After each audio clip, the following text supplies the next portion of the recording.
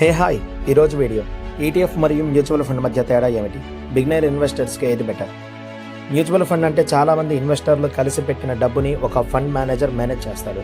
మీరు సిప్ లేదా లంసమ్ ద్వారా ఇన్వెస్ట్ చేయవచ్చు. మ్యూచువల్ ఫండ్లో ఎన్ఏవి నెట్ అసెట్ వాల్యూ రోజు చివరిలో మాత్రమే నిర్ణయించబడుతుంది. ఈటీఎఫ్ ఎక్స్చేంజ్ ట్రేడ్ ఫండ్, ఇది స్టాక్ మార్కెట్లో షేర్ లాగానే ట్రేడ్ అవుతుంది. ఈటీఎఫ్ ధర మార్కెట్ సమయం మొత్తం మారుతూ ఉంటుంది. చాలా ఈటీఎఫ్లు నిఫ్టీ 50 లాంటి ఇండెక్స్లు ఫాలో అవుతాయి. రెండిటి తేడాలు: ట్రేడింగ్ విధానం, రోజు చివరిలో ఎన్ఏవి వద్ద కొనాలి. ఈటీఎఫ్ మార్కెట్ టైంలో ఎప్పుడైనా కొనవచ్చు. మేనేజ్మెంట్, మ్యూచువల్ ఫండ్ యాక్టివ్ లేదా ప్యాసివ్. ఈటీఎఫ్ అంటే ఎక్కువ ప్యాసివ్. ఎక్స్పెన్స్ రేషియో, ఖర్చు. ఈటీఎఫ్ తక్కువ, మ్యూచువల్ ఫండ్ కొంచెం ఎక్కువ. లిక్విడిటీ, సౌలభ్యం. మ్యూచువల్ ఫండ్ డీమ్యాట్ అకౌంట్ అవసరం లేదు, ఈటీఎఫ్ డీమ్యాట్ అకౌంట్ అవసరం. ఏది బెటర్? బిగినర్కి ఎస్ఐపి ద్వారా సులభంగా ఇన్వెస్ట్ చేయాలంటే మ్యూచువల్ ఫండ్ బెటర్.